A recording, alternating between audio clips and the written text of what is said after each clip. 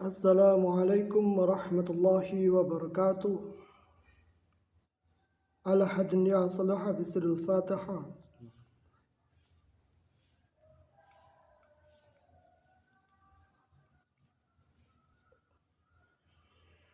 Wala hadrat Nabi Mustafa sallallahu alaihi wasallam wa ala alihi wa ansari wa ahli baitihi ajma'in asyahud lalamul Fatiha.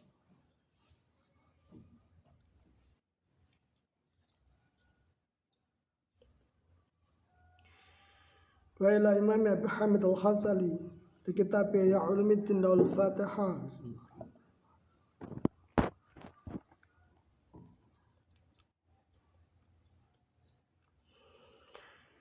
Wa ila Syekhina Al-Kiram Kyai Haji Saifuddin Suri Hashim Al-Fatiha.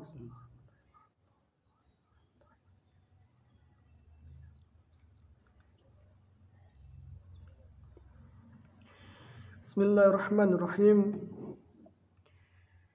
فأخبر النبي صلى الله عليه وسلم عن استغراق حميه بالله فقال لو كنت متخذا خليلا لاتخذت أبا بكر خليلا ولكن صاحبكم خليل الله. Tersambung kemudian dengan apa yang sebelumnya saya sampaikan, bahwa metabolisme sejarah tidaklah mungkin kemudian dapat terputus. Hal yang mana kemudian hal itu juga terjadi sampai di masa yang sekarang.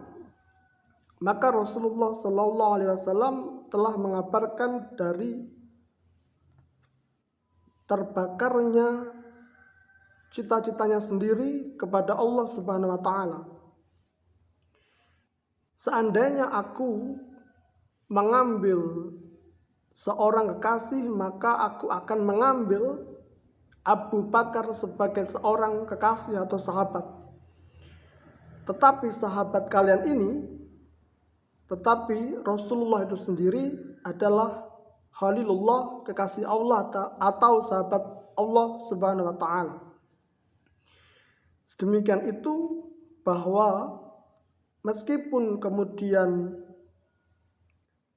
Rasulullah bergaul dengan Abu Bakar As-Siddiq, dan dalam pergaulannya Rasulullah itu tidaklah mungkin terpisahkan dengannya, tetapi Rasulullah bersabda bahwa sesungguhnya dia adalah kekasih Allah itu sendiri.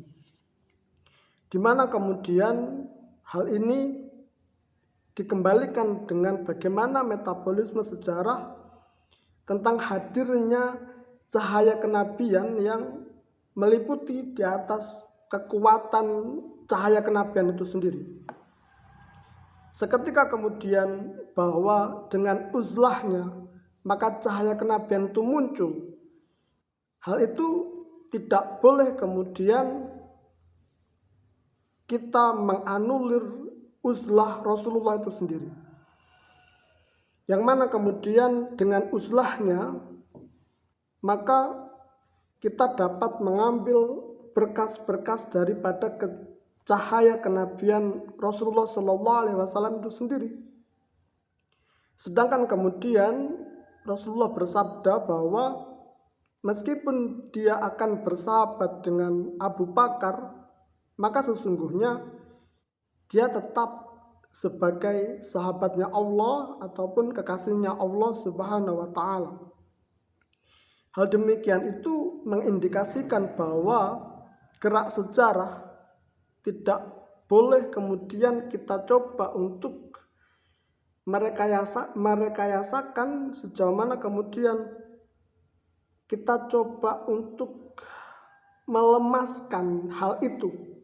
Boleh dalam satu tujuan, misalkan bahwa kita berusaha untuk mengkonspirasi gerak sejarah yang mana kemudian untuk tujuan pada goal daripada gerak sejarah itu adalah tujuan kita sendiri, tetapi kita juga harus mengetahui bahwa titik didih sejarah dan pretensi sejarah yang muncul, bagaimana kemudian Rasulullah beruzlah dan di dalam uzlahnya dia mendapatkan wahyu Al-Quran di Gua Hira, itu adalah satu indikasi bahwa Meskipun fleksibilitas sejarah itu dapat kita kangkangi, fleksibilitas sejarah itu dapat kita wujudkan, tetapi pada indikasinya nilai sejarah atas kenabian Muhammad SAW itu telah final dan itu telah mutlak dengan uzlahnya.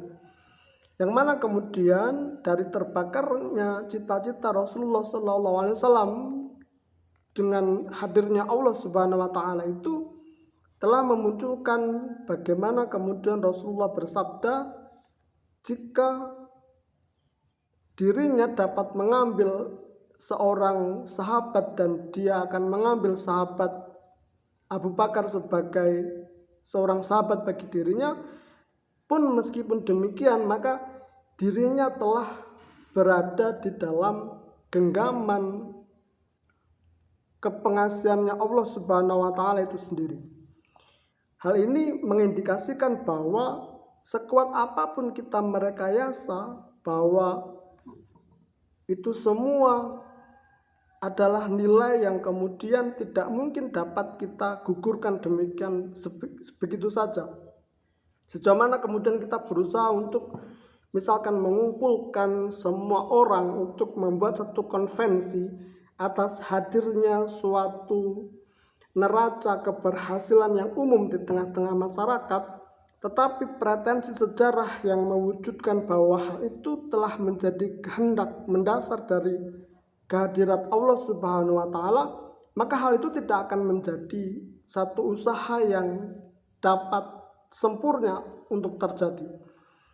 Tentu bahwa kita terus berusaha untuk menciptakan dan merekayasa semua formula-formula yang baru, yang mana kemudian kita berusaha untuk misalkan melemahkan cahaya kenabian Nabi Muhammad SAW dan menghindarkan uzlah daripada kepribadiannya, tetapi gerak sejarah dalam pikiran kita akan menghalangi kita untuk menghilangkan hal tersebut. Dan serta merta oleh karena itu maka kita tidak mungkin untuk kemudian mencapai titik final keberhasilan yang mutlak dari apa yang kita rekayasakan.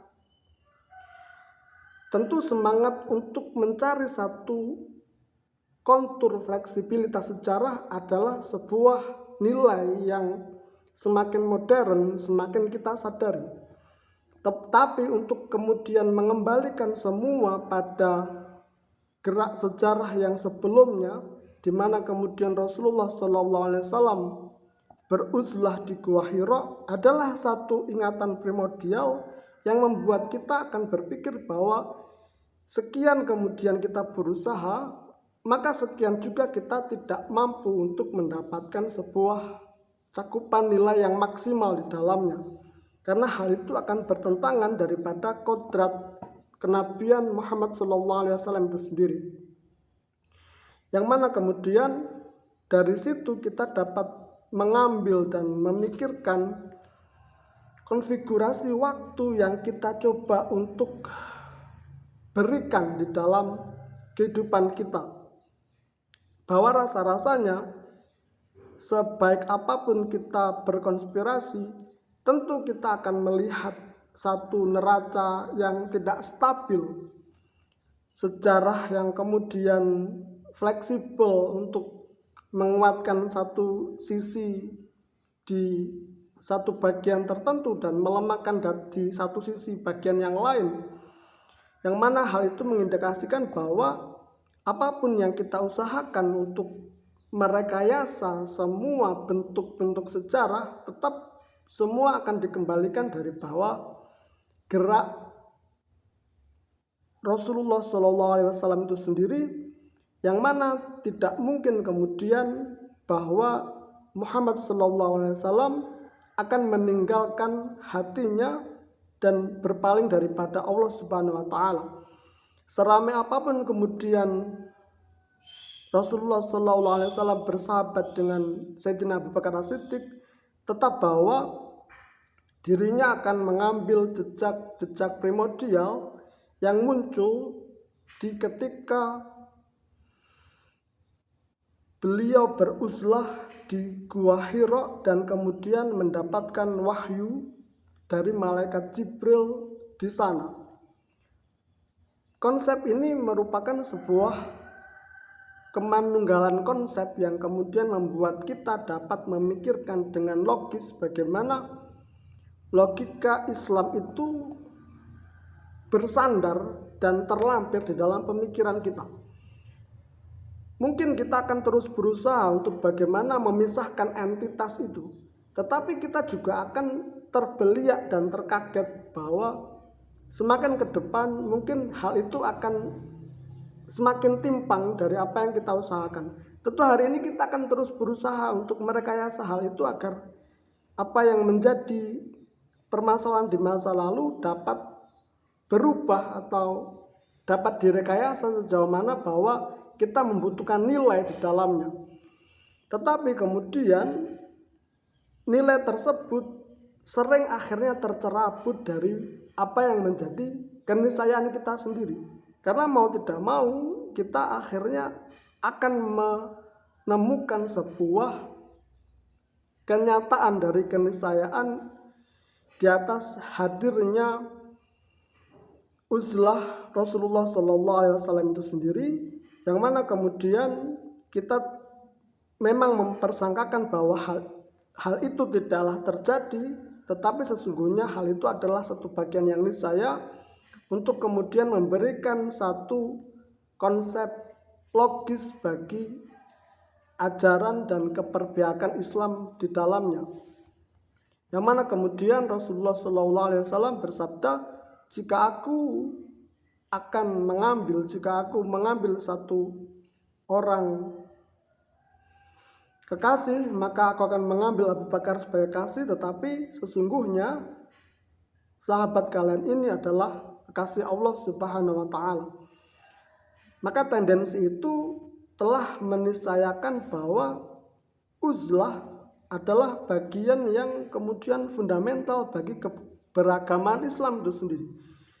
Yang mana jika kita pun harus membuat satu kompetensi agar semua orang keluar daripada uzlahnya, maka hal itu akan mempersempit perspektif kita di atas bagaimana kita akan mengambil niat dan mengambil pemahaman dan pemikiran di atas keberagaman Islam di dalamnya.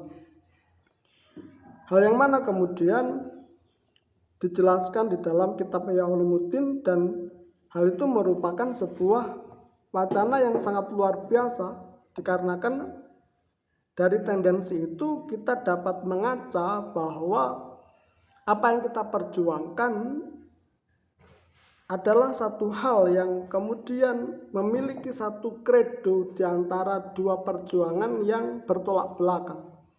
Hal ini memang pasti akan sulit, tetapi kita juga harus melihat pada tanda-tanda zaman yang seringkali berubah dan menyisakan sebuah lelucon atau gelak tawa, yang mana kemudian dapat jadi hal itu tanda bahwa kita tengah terjerumus daripada kebanggaan dan dosa, dan meniscayakan kita untuk berinabah atau bertaubat kepada Allah Subhanahu wa Ta'ala, karena sesungguhnya Rasulullah SAW telah beruzlah di Gua Hira dan mengambil wahyu di sana dan memperkuat cahaya kenabiannya di dalam uzlahnya.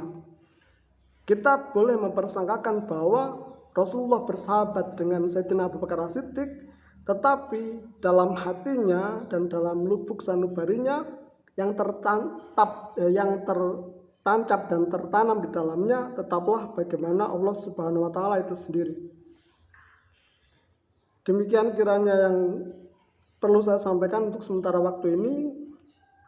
Mohon maaf jika banyak kesalahan dan sebagainya. Wabillahi taufiq wal hidayah wal ridha wal inayah. Assalamualaikum warahmatullahi wabarakatuh.